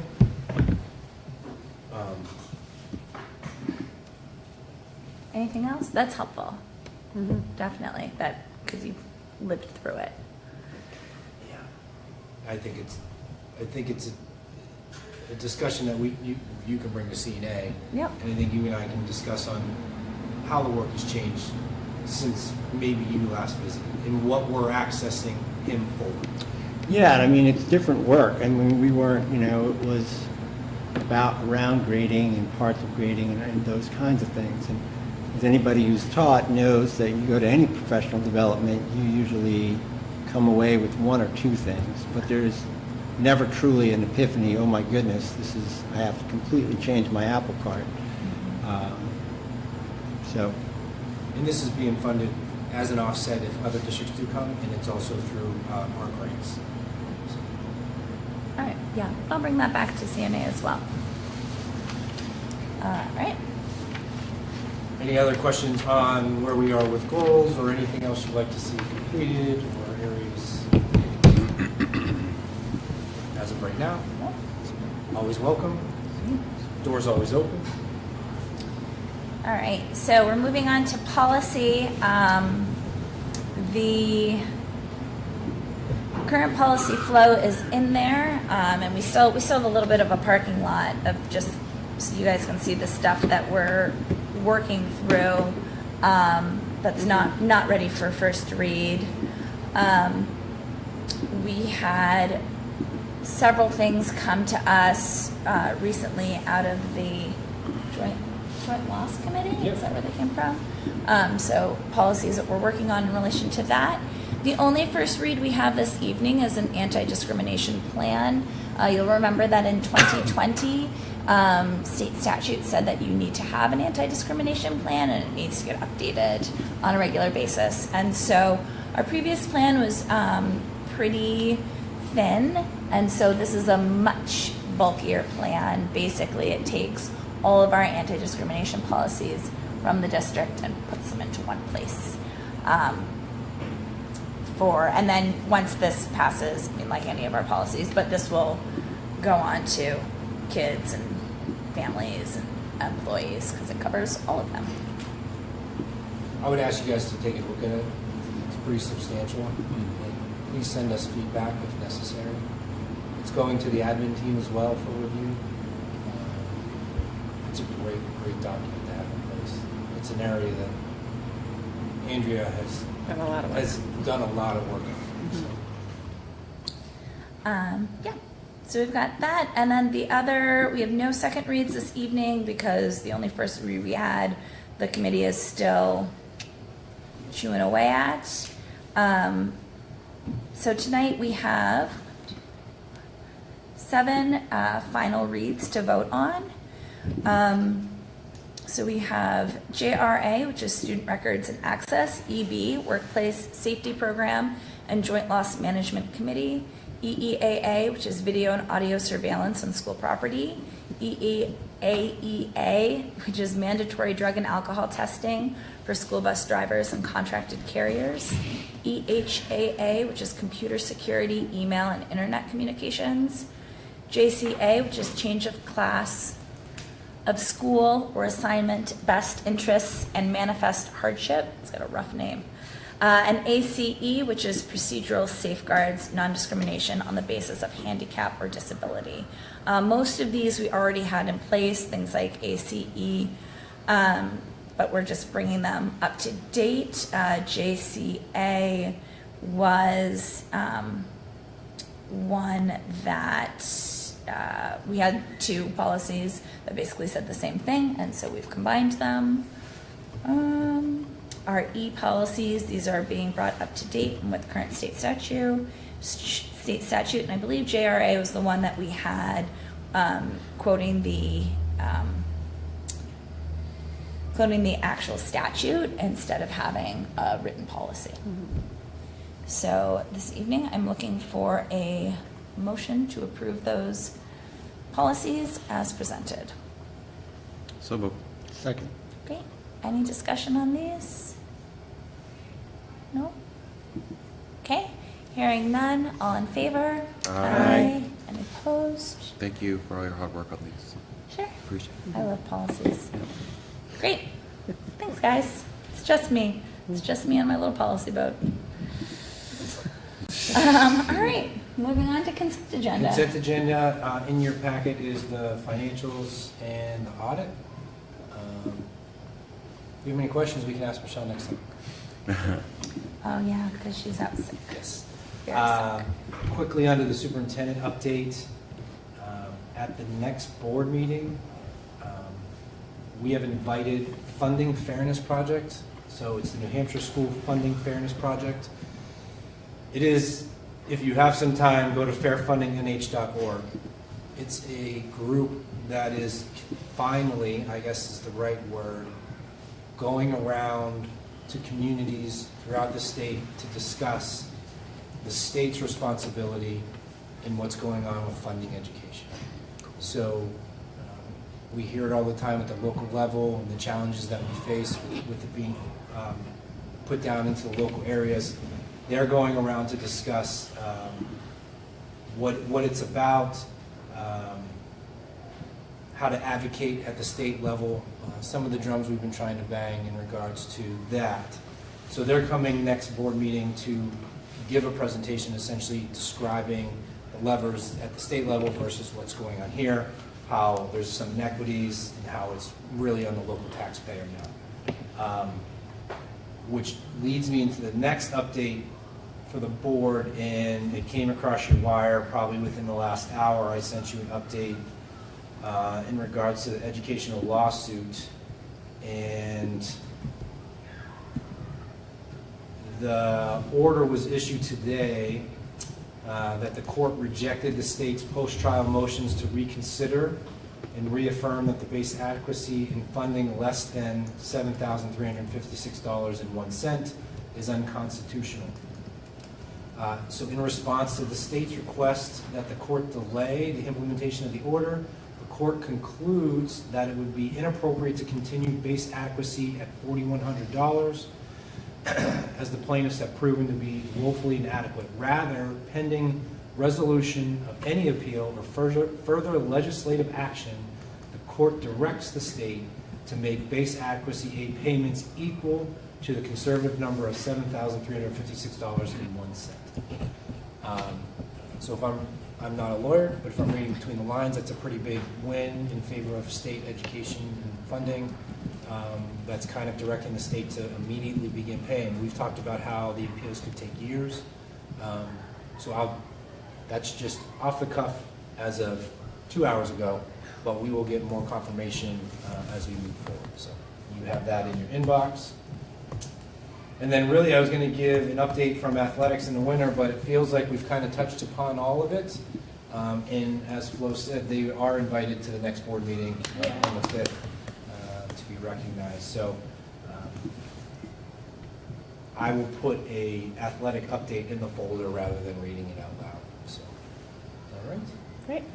So with that, oh, there are no new hires, there are no resignations, there are no donations. So with that, I would ask you to. I think we do have some.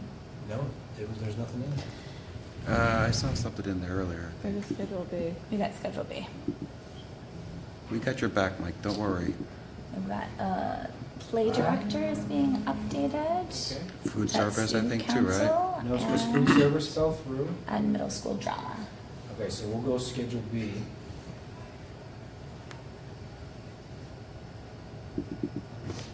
I have to open it up myself because it was not Usually updated it later. later in the day. Okay. Ta-da. So the highlighted yellow. Yeah, so theater play director, Fiona McDonald, HHS student council, Jeffrey Merrill, middle school drama after school, Nancy Scarmus. Fantastic. And I just want to reconfirm, because I believe that fell through today, right, Jody? Which one? The new hire? Oh, yeah. So there are no new hires. So with that, I would ask you, with the Schedule B nominations, to accept the consent agenda as presented. I'll make the motion that we approve the consent agenda as presented. Okay. Is there a second? Second.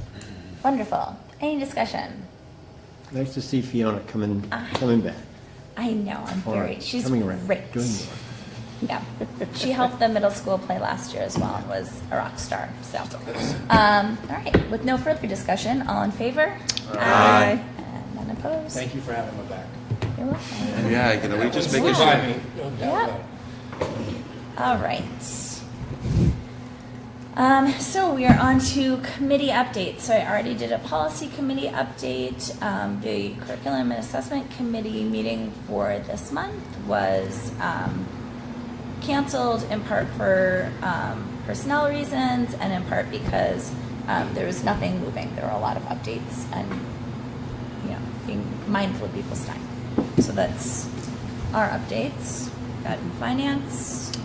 We met last week. I haven't put the minutes up yet, but essentially we discussed the audit or reviewed the audit. You know, the good news is everything is exactly where it should be, and as usual, all the I's and dotted and T's crossed and all that good stuff. We had a lot of questions about language because there's some odd things in there that makes us look like we have a deficit, but we don't have a deficit because of the way accounting works. And then we talked about at our next meeting having a discussion around fund balance and tracking that from this point of the year towards the end. Yeah. And our audit, we share publicly as well. Yeah. Yep, we just approved it. When will that? I think, did we just approve the audit? It was in the town. It normally goes in the town. Yeah, it goes to that report, so yeah. Great. Because I think it's incredibly helpful. We asked a lot. It is, and it's one of those things that, it's not necessarily easy to read, but it's very instructive. Yeah. Great. Great. CIP. Sorry, go ahead, Norm. No, We are going to meet the 5th. Sit back. Something like that. I think it's before the next meeting. It'll be Jody. I think we just finalized that to review the public hearing that'll happen next on March 5th because we finally got the numbers in for all the air handling units. All right. EMC, Energy Management Committee. I should Yeah. see the things. We met with a group from Siemens 2 weeks ago, Flo, and then I think Jim's starting to do some walkthroughs with a couple groups that are looking at the buildings to help us sort of do down selects on what's reasonable in terms of putting together the model of work in our ROIs. But one of the things that we talked about, which actually ties into the kids who came in today, was doing our next session. We've done a lot on thinking about buildings and infrastructure. And one of the things that one of our things is looking at energy usage. And so we're going to do a workshop just for our group thinking about what are energy habits that we want to change and sort of behaviors that we can change and what would be campaigns that we could do to help incentivize people to use less energy in the buildings. Drawing on some of the greatest hits from the 80s and 90s, like, don't pollute, give a hoot, et cetera, which is obviously not energy. But we're going to do that this Thursday. Nordic got moved up, so we're going to do that right after the break. So we'll have a great update for you guys after that. Great. Yeah. Safety, I don't think they've met since we just got an update. And budget, close enough. All right. I don't think we've met since your presentation, right? Yeah, you did a really good job Yeah, with the you killed it, presentation. you guys. Man. Crushed it. A lot of Good comments job. from the community, very articulate, very clear. So thank you for that. All right. Any other committee updates? No? We're good. All right. We've come to our second public comment of the evening. If you'd like to come up and make a public comment, we just ask that you give your name and address for the record and keep your comments to 3 minutes. Come on up.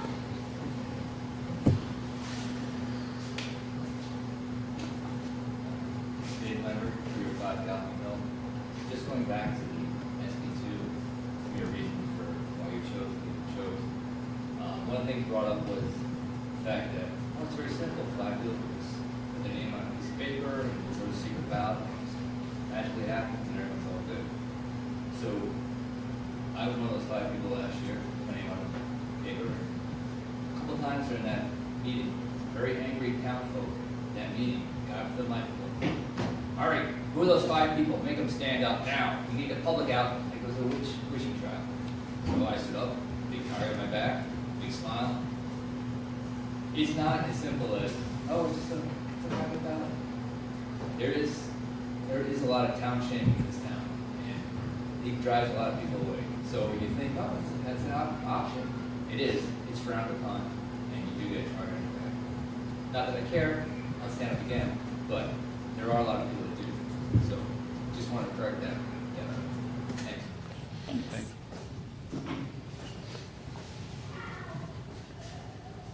Warren comment, 86 Maple Street.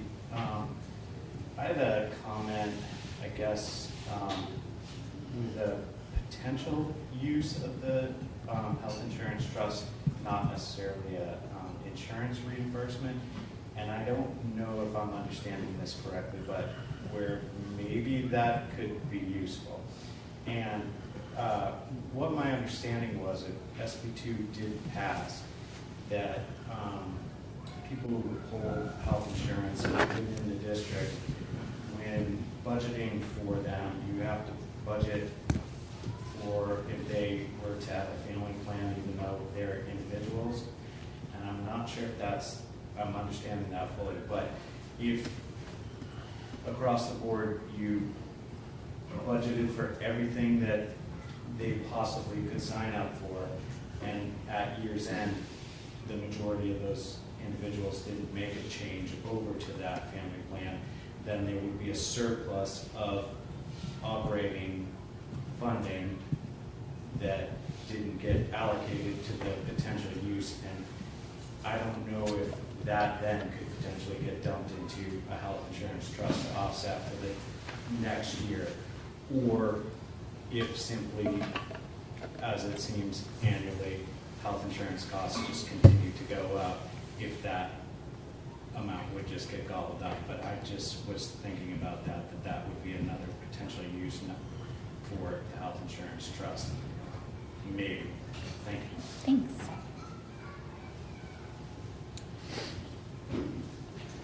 All right, I'm going to go ahead then and close public comment this evening.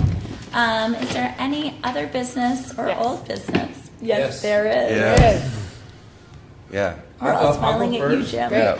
I'll go first. Why are you looking at me? So, we're gonna probably make our way around the table here, but this is Mr. O'Brien's, he's got 2 left, as he likes to tell me. Penultimate. It's a great use of the word. Yeah, and maybe you count the district meeting as another meeting, and that we're gonna go through some fascinating things that we uncovered. But I just wanna... You really don't have to. I just wanna Oh, reiterate. yeah. You were a part of the hiring team that brought me here to Hopkinton and has made this my new home.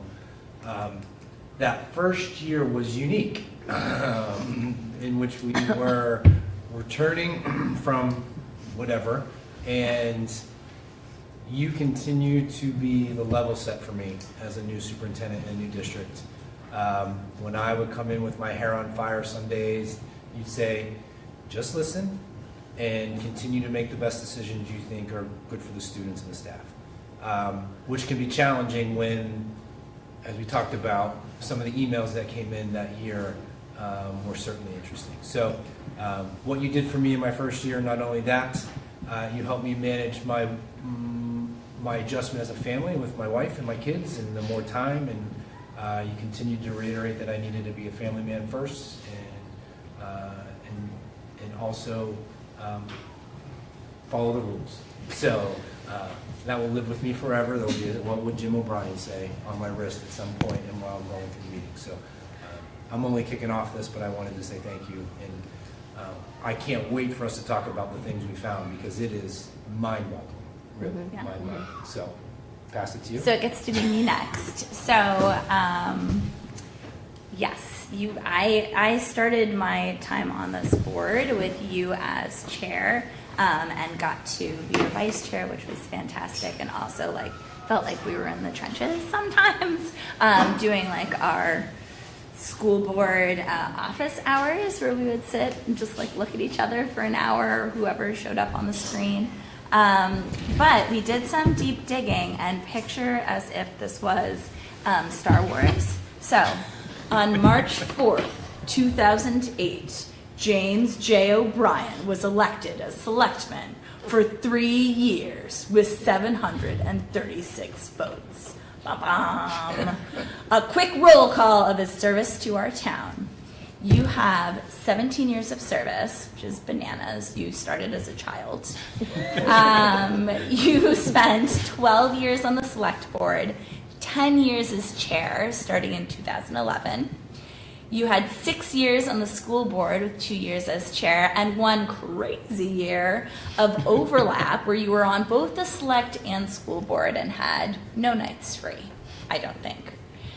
This led to, and these are very conservative estimates because we did not count individually. We did some aggregate math here, and by we I do mean Dulcie.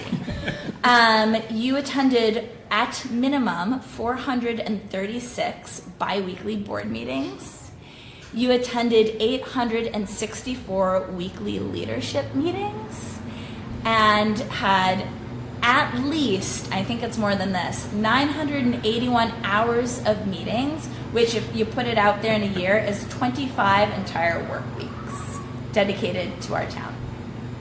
You've attended and overseen 15 annual meetings plus 5 drive-through voting sessions for the school and town in 2020 and 2021. You have overseen 215 town warrant articles and 55 school district articles presented for a total of 270 warrant articles. You participated, lest you forget, 2 years of COVID school board with some significant multi-hour, dare we say multi-day, 7-hour plus meetings where we would convene and then reconvene at 8 a.m. We try to block those from our minds. You've helped to negotiate 3 union contracts and participated in some significant hires, including Chief Yale, Chief Pecora, Neil Cass, and this one right over here. So we really broke it down as far as articles and everything, but I would just like to say I have always appreciated learning from you. I know that you've gotten me on the phone where I'm very upset or just asking questions, and I have found you to be very level-headed and willing to really talk things through, and I really appreciate it, and you will be very much missed. I don't know, we're all going to look at each other when it comes to amending motions, and we'll have to have you on speed dial. So we just want to extend, I'll be here at the next meeting, I'll see you. Norma will not be here, so we want to do this face-to-face with all of us yahoos. Mm-hmm.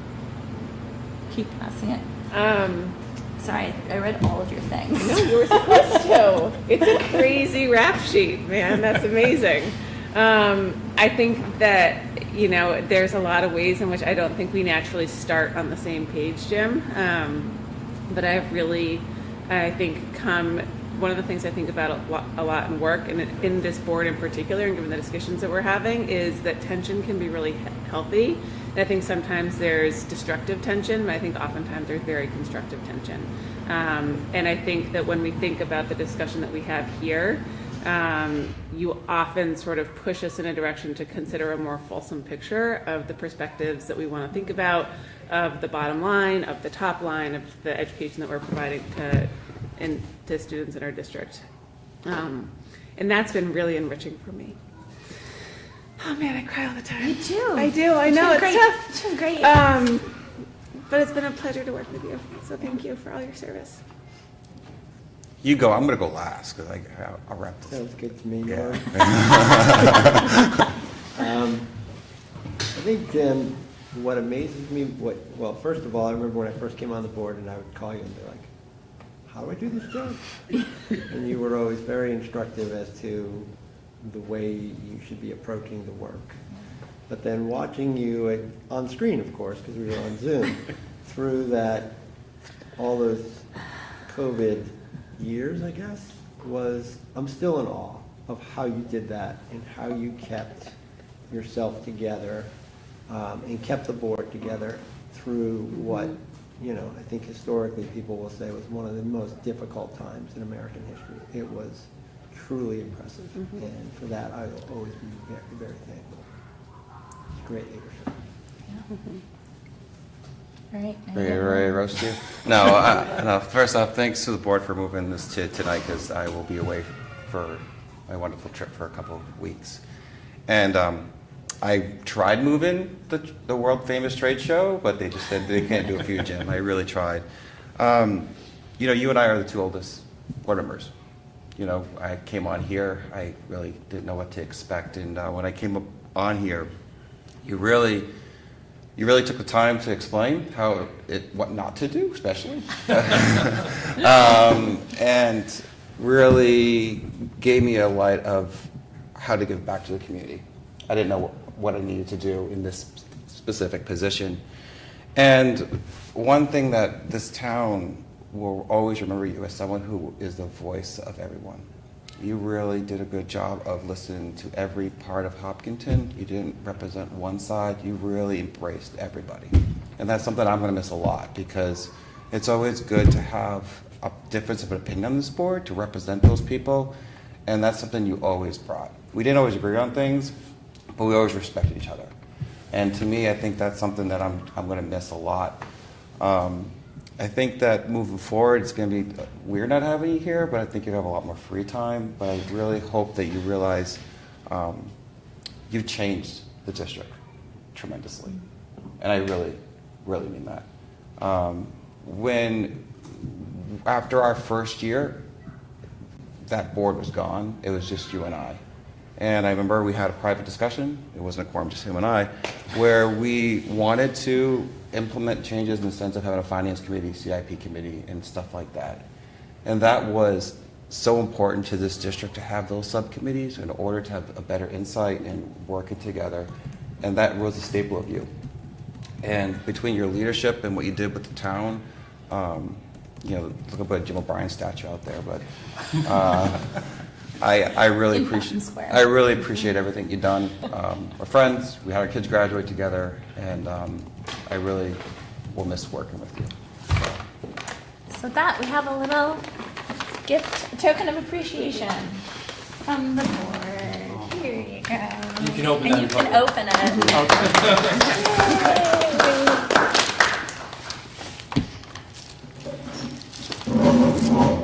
We could have done this at the very beginning too. Oh, thank you guys. It's upside down.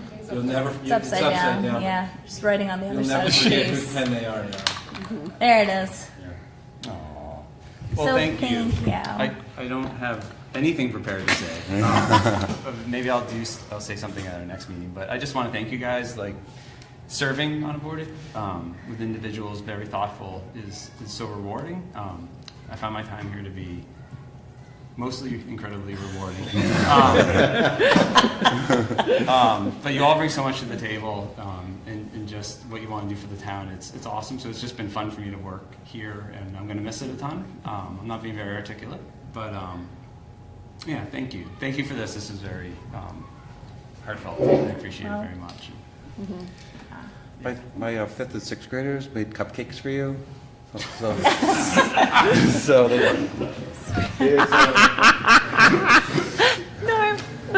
So they were all excited. They said, "Hey, Wow, we have a school board meeting tomorrow with Jim O'Brien going. So there's some brownies and so." Thank you. It's pretty crazy, man. Very meaningful. Those stats are insane. That is insane. Yes. It's insane. I literally, well, I'll save it for later. Yeah. 25 years. Borderline committable insane. I don't think it's rational. I don't think it's rational in any. 25 work weeks getting paid $0. One of the town meetings had 34 warrant articles. Like that's What? It's a, Yeah, it's a town bonkers. meeting, Yeah. not a 34? Yeah, town meeting. town yeah. meeting. I think we dissolved a lot of trust then. I read a lot of your baptisms. Holy I went through it. Anyways, yeah. All right. We do have a non-public. Oh yeah. Yes, there is. We do have a non-public, a need for a non-public, so we're going to go into non-public and then we'll come out and complete. Nobody's here anymore. There's no Business. voting to do. So before we go, But is there a motion to go into non-public under RSA 91A:3C for reputation? So moved. second. Okay, any discussion? Hearing none, so roll call vote. Yay. Yes. Norm